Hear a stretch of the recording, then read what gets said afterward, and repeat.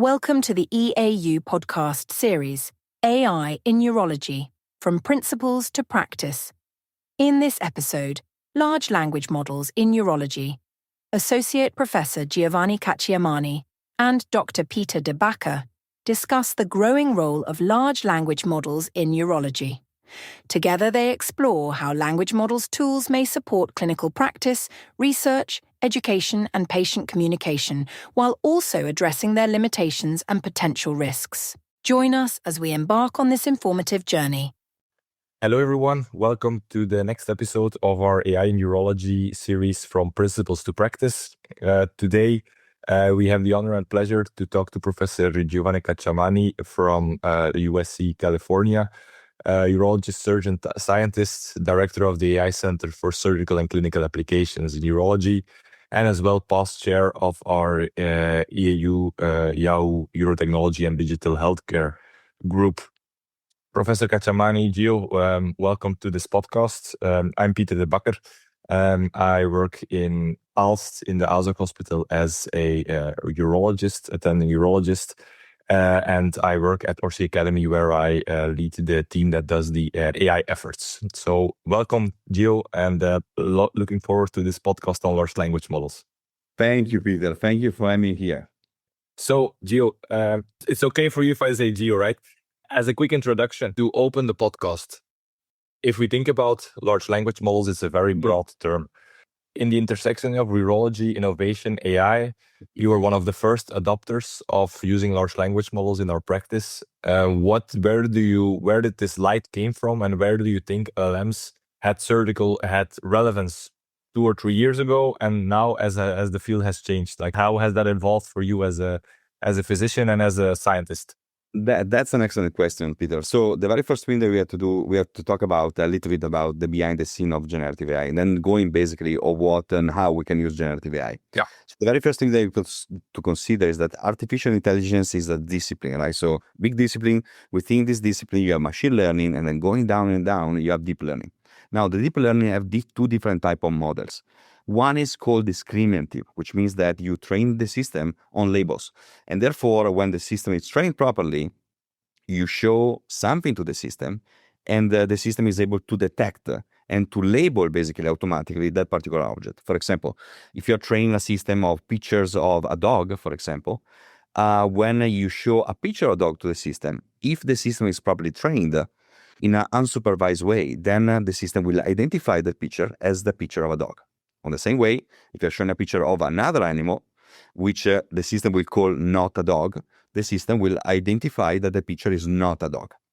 And that is what we call discriminative, which means that is enabling you to basically making a discrimination between labels. This is basically how deep learning has worked over the past 20 years, since the introduction in 2011. So now, the difference for generative AI is that we train the models on thousands of millions of data.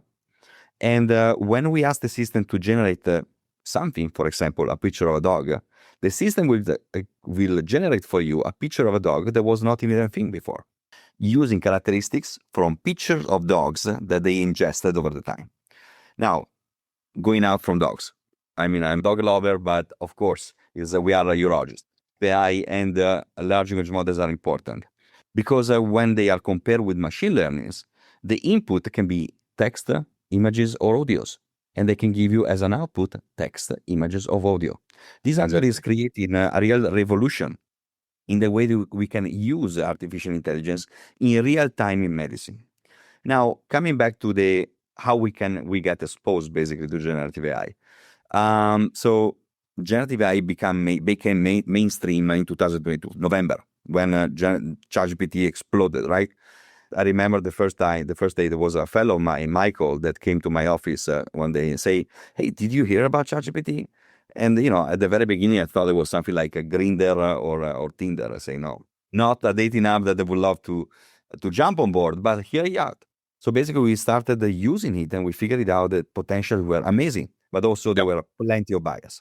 So on my desk, I started making some notes of things that we can use, like all the things that I want to try to use, and then all the bias that I found. Basically identify the two different things that we have to do as physicians. Because again, physicians must be part of the discussion. We need to be the ones that are using this technology, but also regulating this technology. So now, in terms of the usage of this technology, you remember, you, me, and the team, the young academic urology, we have been the first in the world of creating the first ever survey among physicians on the use of generative AI. Yep. And I remember clearly that we put like these tricky questions, say, hey, have you ever used generative AI before ChatGPT? And they say no. 99.9% of the time they were saying no.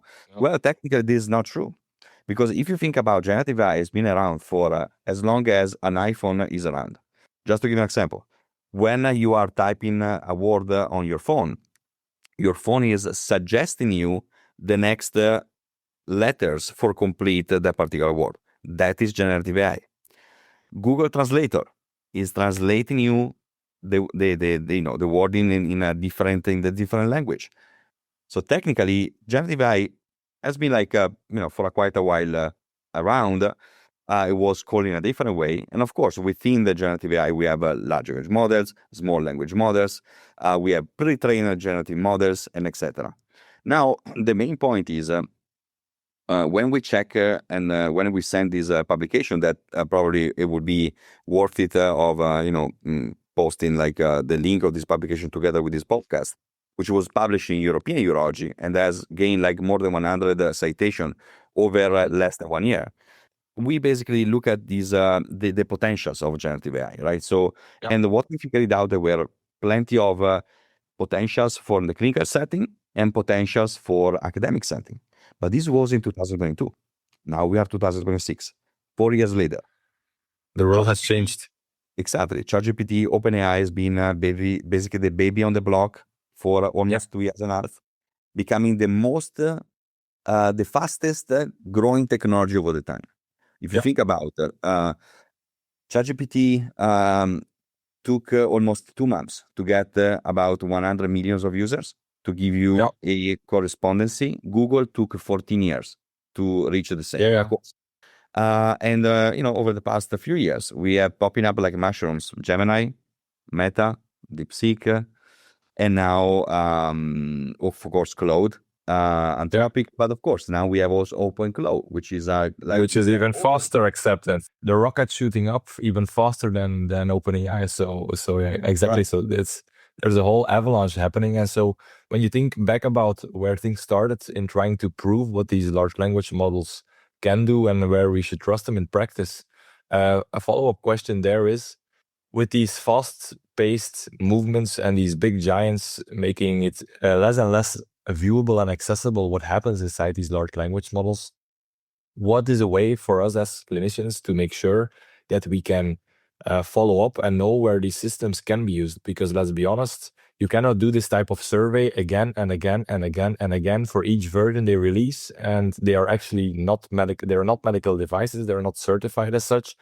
yet everybody uses them. So, and then we have other systems coming in like Open Evidence and so forth, where also generative AI is used that accesses guidelines. Can you maybe give a bit more your opinion or your experience of how this is evolving and how you think this will change our practice, or how it will restore trust in what is happening without having proof of trust, so to speak? So, okay, that's an excellent point. So the very first thing that you have to consider is that those systems, by definition, are not HIPAA compliant or GDPR compliant. So therefore, should never be used unless they are certified of being in the HIPAA compliant space as tools that can be used for healthcare, period.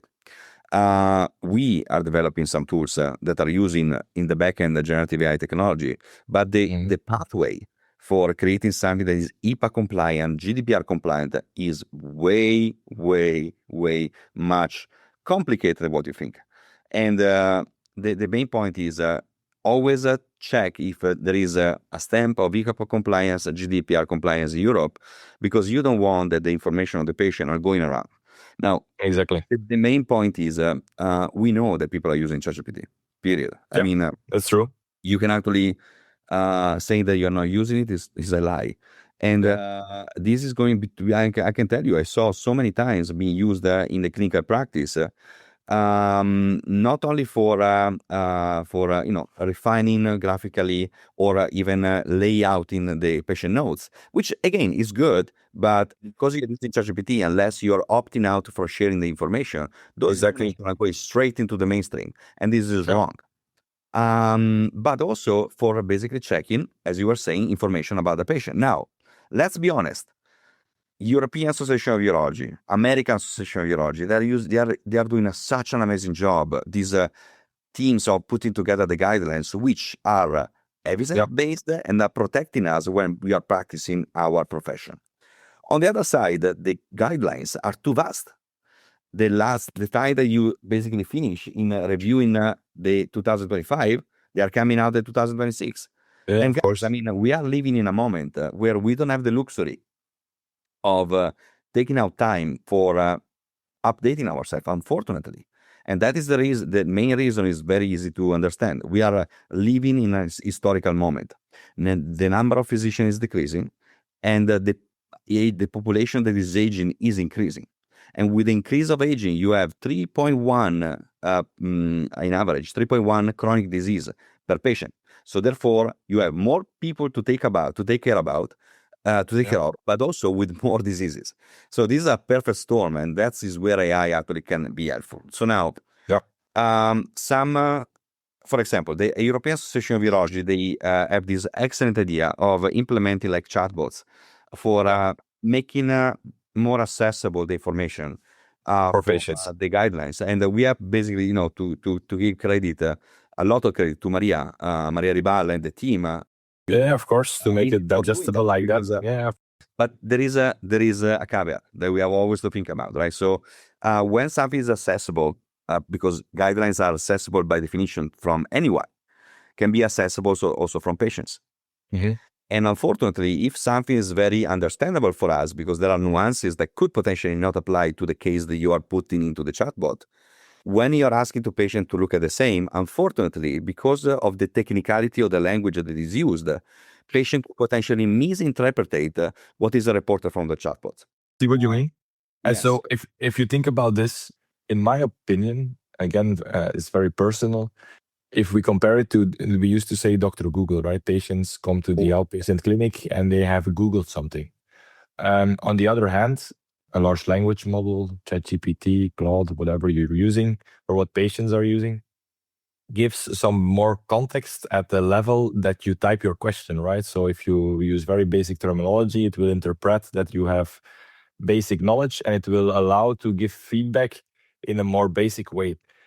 You've done a lot of work on patient information.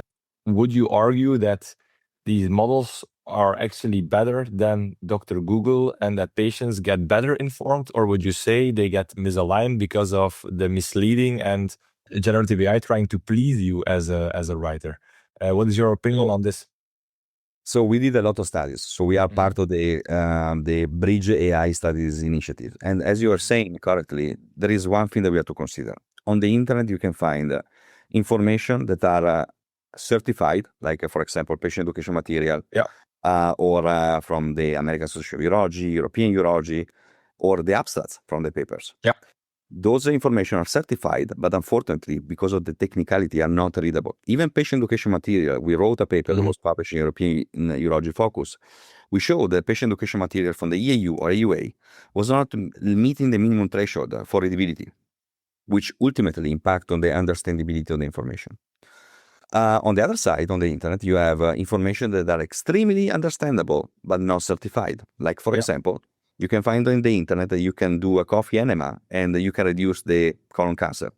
I mean, I don't know you, but I prefer to drink a coffee more putting it somewhere else, right? Or drinking baking soda, and this baking soda is basically making the reduction of the metastasis. Now, it's our duty as physicians in making a better communication.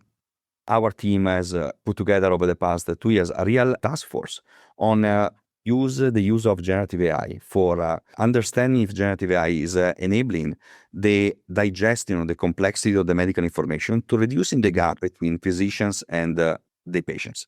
And we have been pretty successful with mention on Time Magazine and JAMA News.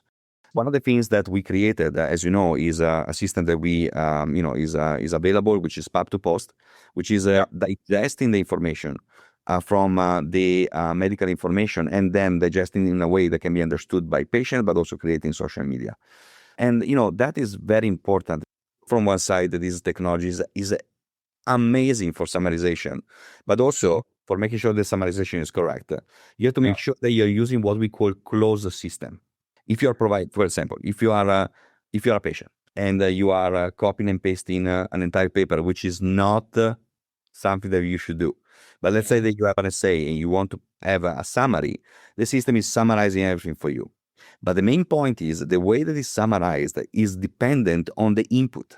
And because everybody have in their mind their own prompt, there will be always variability, which is on top of the stochasticity of the generative AI models.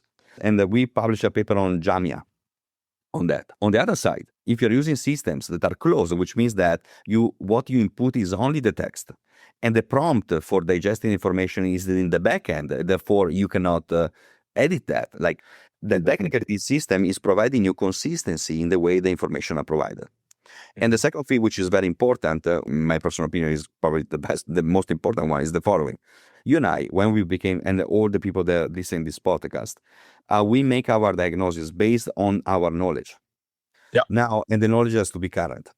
If you're asking to ChatGPT, Gemini, or whatever, or these large language models to provide you guidance on a case, the chances are that, they are providing roughly good ideas, but you don't know where are coming the information that they use for making the decision. That's true. It can be the generative, you can ask, You can ask, but you should know that you should know that you should ask, right?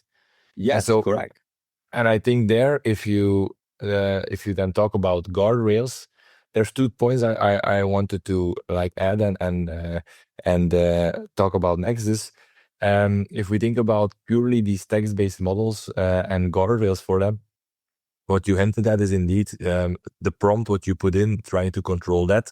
The other point is, if people don't know about to ask for the evidence that where their answer came from, is to make sure we use the RAG systems, right? The retrieval augmented generations, where we give a knowledge of body to the chatbot, so to speak, to the large language model. And we tell them, look, this is the only point of information where you can get an answer from, and you don't look anywhere else, not on the internet, not in your own database whatsoever.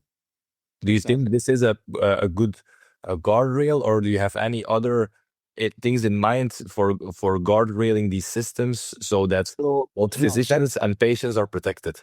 So I feel that it depends on the case use, right?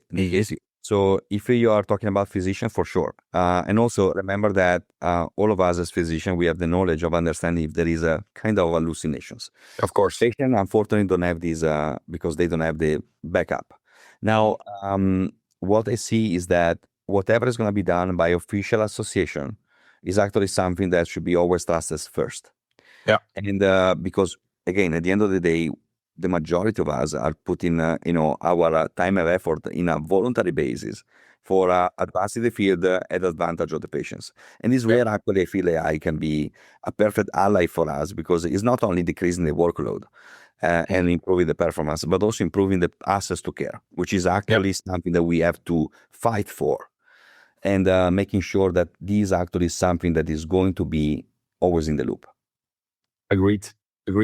So, to follow up there, if we think about patient risks and mitigation, do you agree with me that the first parts where we will see these models or these big unexplainable generative AI beasts, so to speak, that they will help us in workload and efficiency rather than putting diagnosis up front, and that this is the first point where we will see them help in our hospital setting, and then afterwards, when we get more evidence, more guardrails, more benchmark data sets and so forth, that only then we can solidly implement them in our guidelines. Or that's at least how I see things moving in Europe. You're on the other side of the world where things are moving at a triple speed. So how do you see it happening in California?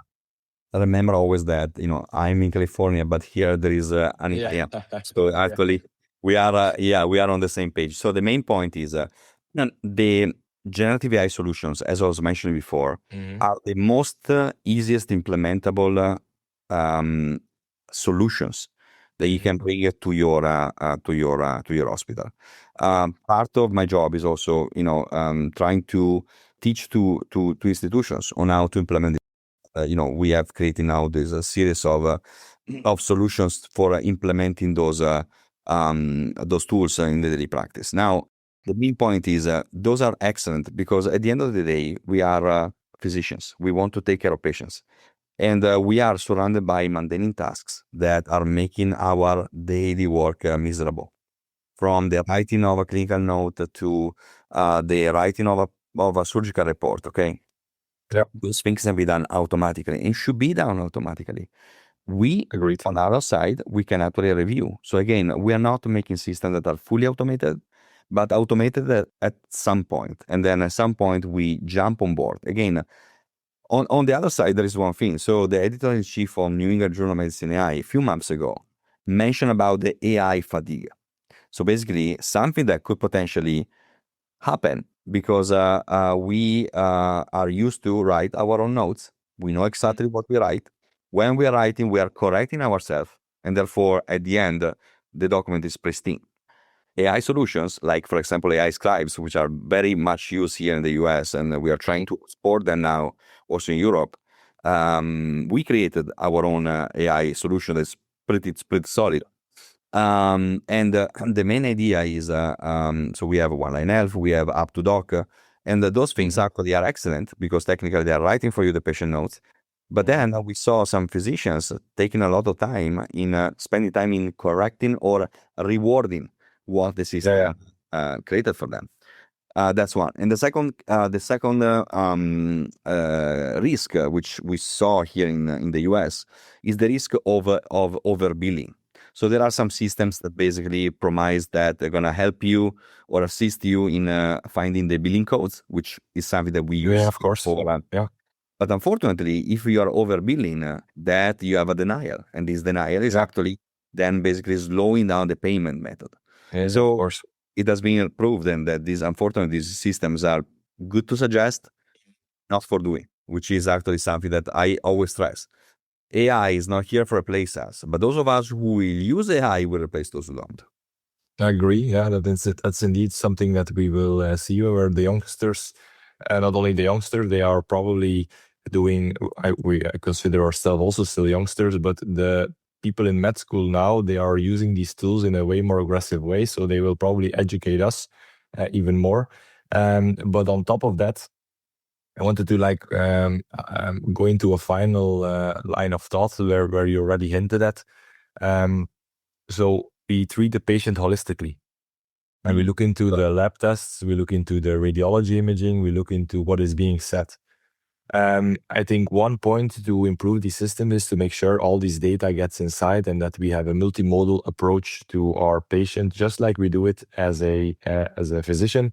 We listen to the patient, we look at the images, and we take everything forward from there. These systems, they ask a lot of computation. And then there's another wave coming. That is the agentic framework, where the agentic frameworks, where different agents, so different AI algorithms have different roles, and maybe they can look into images, look into what is being said, like an AI scribe, a transcribing note, or other things like historical data and so forth. Do you think that the hospital of the future will have these agents of different companies coming together, or will the big tech companies go for it and say, like, look, we built our whole framework together? How do you see agents being implemented in clinical practice? And where will we go in the holistic view of the patient for generative AI? As a final, it's not a small thought, but it's a final thought. So coming to your first question. So if I think that those big companies will come to the health proposing their own solutions, or there is big tech that presenting a package of solution, I think that actually the things are gonna be all the way around. Those AI solutions are extremely expensive. And technically, with the tools that we have right now, if done in-house, are going to become the real thing. So what we need to do is teaching and educating hospitals in creating their own solutions. So no buy solution from outside. You have to be a self-sustained AI environment. Because otherwise, you're going to basically, whatever. So the main point is we are giving care. We know that. Mm-hmm. But together with care, unfortunately, because we are not saints, there are also money involved. Yeah. So now, Of course, you don't want to use AI that is going then to impact negatively on the way that we then ask for the refunds from the governments or from the patients. So we have to be very mindful for that.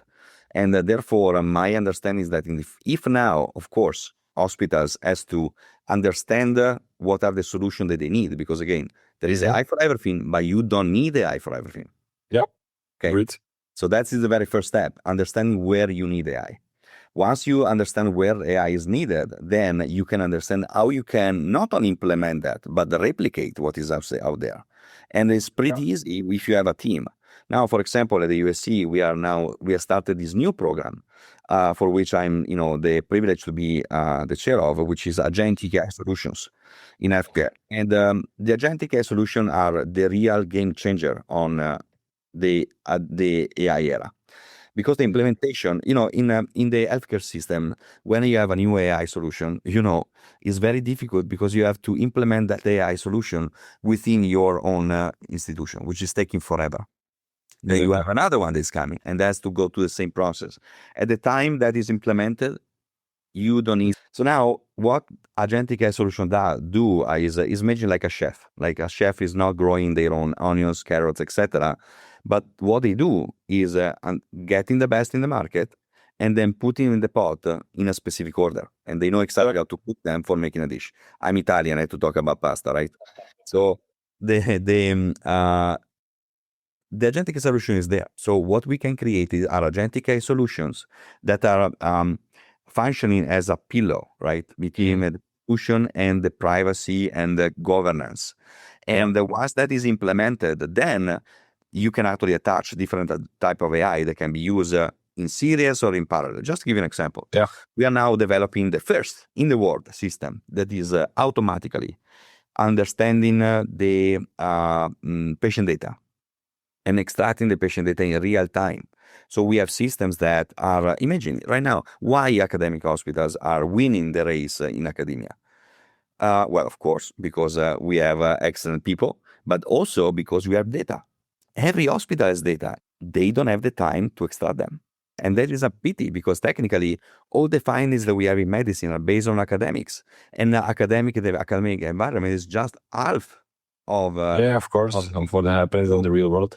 Correct. So what we are creating a system that can be attached to your EMR, which is electronic medical records, and in few hours, going back up to 6-7 years of extracting the data, and then from day zero, extracting the data in real time, which means that if as a faculty I'm doing a new surgical technique, or I'm, for example, in charge of a clinical trial, why I should wait 6 to 10 months for retrospectively collect data that are by definition prospectively available.